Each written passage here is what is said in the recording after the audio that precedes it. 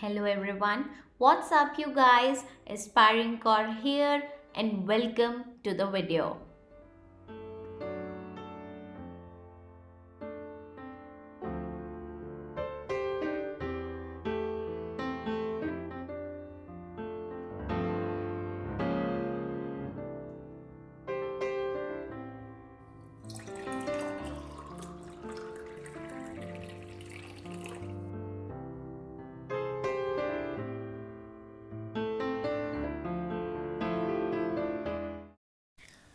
अक्सर ऐसा होता है जब भी हम लाइफ में कुछ करने का डिसाइड करते हैं।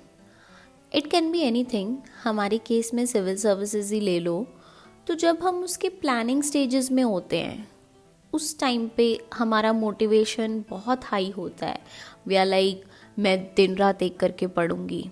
और अगर कहीं आप मेरे जैसे डे ड्रीमर हैं तो आप सपनों सपनों में लबासना भी पहुंच जाएंगे, इवन भारत दर्शन भी कर लेंगे। बट जब इन प्लान्स को एग्जीक्यूट करने की बारी आती है ना, तब हम अपने मन के आगे कमज़ोर पड़ने लग जाते हैं। हम तरह तरह के बहाने ढूंढने लगते हैं। आज नहीं पढ़ूंगी, कल करूंगी या करूंगा, या आज फोकस नहीं बन रहा, या आई नीड अ ब्रेक और समथिंग एक्सेट्रा एक्सेट्रा। हम एक्सक्यूजेस ढूंढते हैं। हम अपने कंफर्ट जोन से बाहर नहीं आना चाहते। बट यही तो बात है, हमारा कंपटीशन खुद से है, अपने मन से है कि जो हम कल थे उससे अपने आप को आज बेटर कैसे बनाएं, अपने स्किल्स को पॉलिश कैसे करें, and the spirit of not giving up no matter what. इसी थॉट से मैंने आज का अपना ये दिन शुरू किया।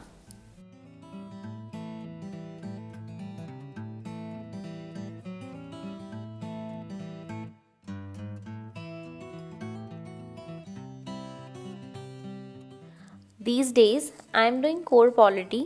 जब भी हम कोर पॉलिटी की बात करते हैं तो topics like fundamental rights, preamble, DPSPs top the list. And preamble में जो ये कीवर्ड्स दिए हुए हैं ना, ये महज लफ्ज़ नहीं है। दीज आर द वैल्यूज़ जो हमारे कॉन्स्टिट्यूशन मेकर्स हमारी इंडियन सोसाइटी में इनकलकेट करना चाहते थे। सोसाइटी में फ्रेटर्निटी रहे, सब एकजुट होकर रहें, मिल के रहें। कोई भी व्यक्ति किसी भी व्यक्ति के साथ caste, colour, creed, sex, region, religion के बेसिस पे डिस्क्रिमिनेट ना करे। इक्वालिटी हो, लिबर्टी हो, जो भी कोई भी व्यक्ति करना चाहता है अपने मन की इच्छा अनुसार, उसे वो करने की आज़ादी हो। And also I am starting with DPSPs today. DPSPs are like the guiding light for the government of the day। Part 4 में आर्टिकल 36 से 51 तक हमारे DPSPs दिए हुए हैं। ये DPSPs का आइडिया हमने कॉन्स्टिट्यूशन ऑफ आयरलैंड से बोरो किया था। एंड कैटेगोरिकली हम इन्हें 3 हिस्सों में डिवाइड कर सकते हैं: socialistic principles, Gandhian principles, liberal and intellectual principles. And हमें पता ही है that DPSPs are not enforceable. That means वो तभी एग्जिस्टेंस में आ सकते हैं जब उनके ऊपर एक लॉ इनैक्ट होगा।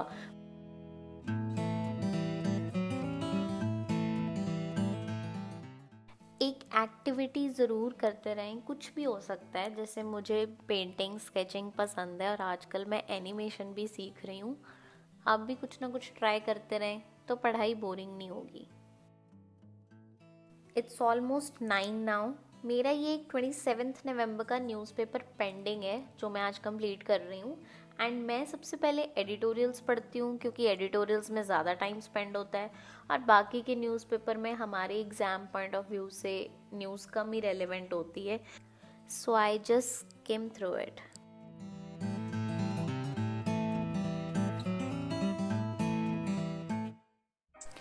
And after shower it's time for some delicious आलू का पराठा।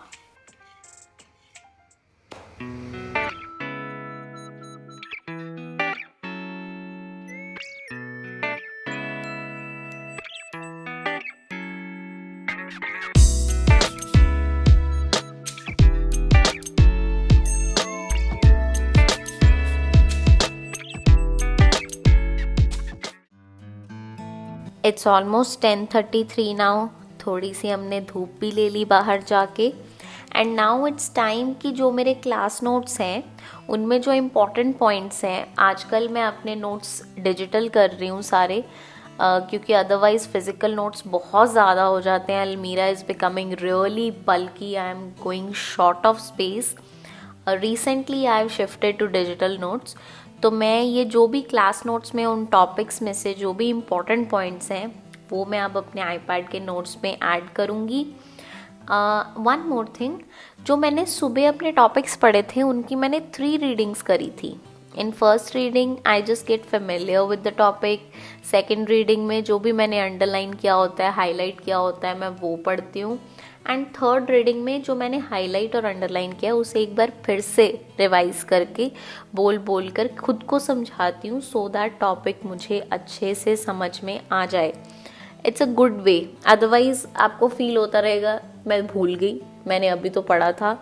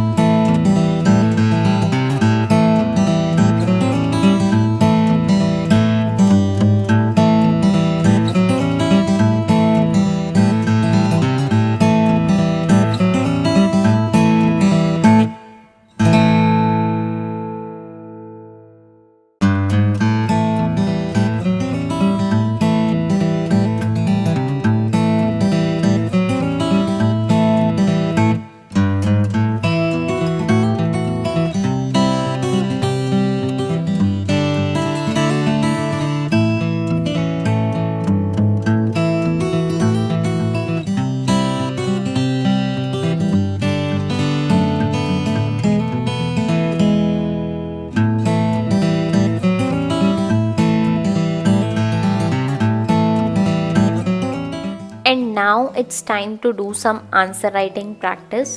प्रिंटेड नोट्स के पीछे ही कुछ क्वेश्चंस दिए रहते हैं, तो उसमें मैंने 2 क्वेश्चन सेलेक्ट कर लिए हैं। सबसे पहले मैं इन क्वेश्चंस को कैसे अटेम्प्ट करना है उसका एक फ्रेमवर्क बना लूँगी, अपना स्ट्रक्चर बना लूँगी आंसर का, कि मेरी अप्रोच क्या रहेगी towards attempting these questions, right. अगर आप दिन में एक भी क्वेश्चन प्रैक्टिस नहीं कर रहे हैं, आप आंसर राइटिंग प्रैक्टिस नहीं कर रहे हैं, then you are not preparing for UPSC Civil Services, because यही तो मीडियम है आपके और आपके एग्जामिनर के बीच। जो कंटेंट आप लर्न कर रहे हैं, अगर आप उसे पेपर पे रिप्रोड्यूस ही नहीं कर पा रहे हैं तो आपको पता कैसे चलेगा कि मुझे कितना आता है या मुझे कितनी चीज़ समझ में आ रही है, मुझे कितना लर्न हो रहा है, यू नो। सो एटलीस्ट एक क्वेश्चन ज़रूर डेली प्रैक्टिस करें, it's very important for this exam.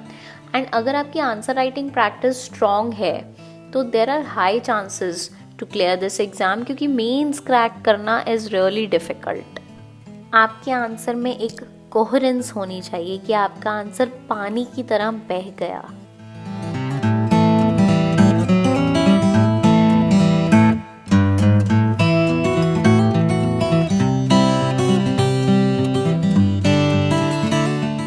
And now it's time for lunch.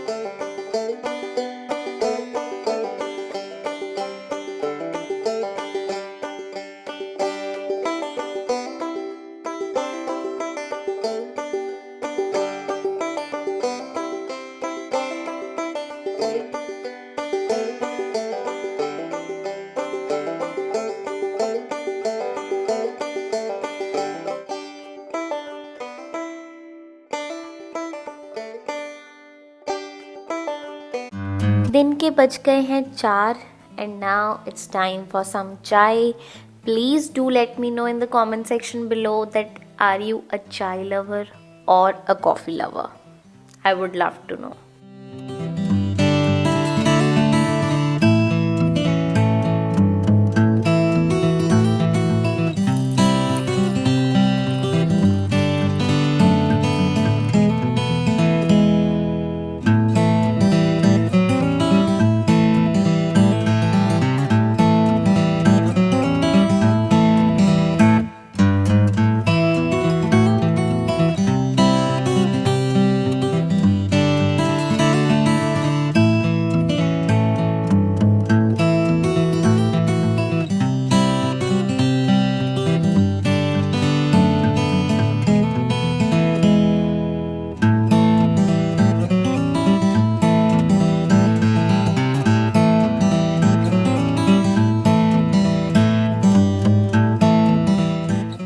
And it's time for some music.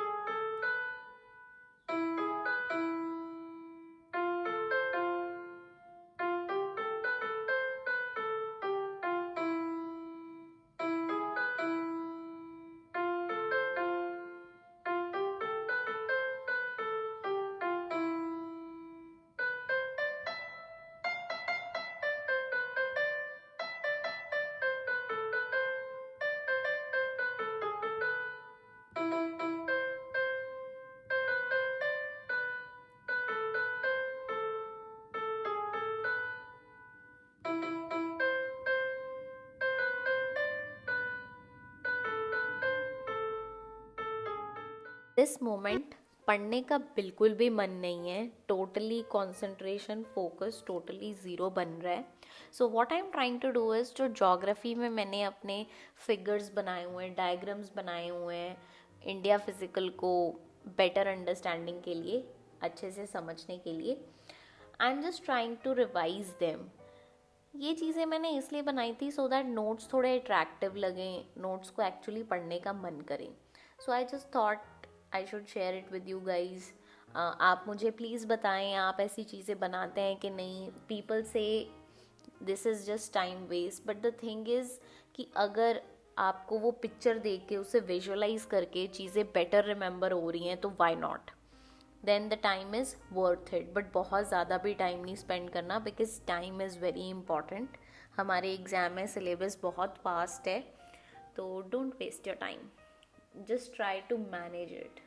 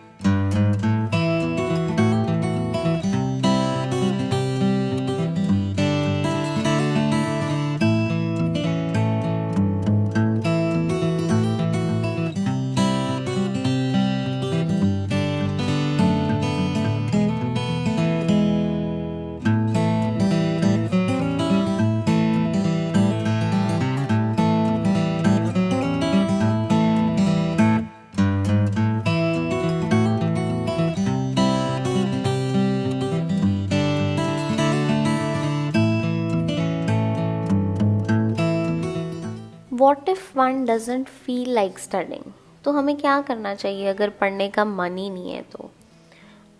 ये 5 चीज़ें हैं जो मैं करती हूँ. You can see for your self आपके लिए ये अप्लाई होती हैं कि नहीं. फर्स्ट ऑफ ऑल, एक एस्केप एक्टिविटी अपने लिए ज़रूर ढूंढें, आपके माइंड को जो सेटिस्फाई करे. It can be anything, swimming, gymming, painting, drawing, music, playing an instrument, कुछ भी. जो आपको अच्छा लगता है वो ज़रूर करते रहें बीच बीच में, सो दैट स्टडी बोरिंग ना हो। अपनी स्टडीज़ को अपनी लाइफ के साथ जोड़ लो। जैसे सुबह मैंने आपको एग्जांपल दिया था कि ये प्रियम्बल के जो कीवर्ड्स हैं, दीज आर दी वैल्यूज़ जो हमारे कॉन्स्टिट्यूशन मेकर्स हमारी इंडियन सोसाइटी में इनकलकेट करना चाहते थे। तो इस तरह से आप उसे डेली लाइफ से जोड़ लो so that content easily learn हो जाए। एंड मोस्ट इम्पॉर्टेंटली अपना पर्सपेक्टिव स्टडी को लेके बदलो। उसे एक बोझ मत समझो कि ओ माय गॉड इतना पढ़ना पड़ेगा। Just have a positive outlook अपनी पढ़ाई की तरफ। और इट्स ओके, कभी कभी ब्रेक भी ले लेना चाहिए। Sometimes it's too much, you know. आप एक ब्रेक ले लो, कुछ मूवी देख लो, कुछ अच्छा सा खा लो जो भी आपको पसंद है, ताकि आपका मूड अपलिफ्ट हो जाए, आपकी स्पिरिट हाई हो जाए। And try to visualise your content diagrams के थ्रू, फ्लो चार्ट्स के थ्रू, सो दैट वो आपकी मेमोरी में रिटेन हो। जब आपको कंटेंट लर्न होने लग जाएगा तभी आपको पढ़ने का मज़ा आएगा। So those were the my tips. Please share अगर आप कोई ऐसी ट्रिक्स वगैरह करते हैं तो I would love to no.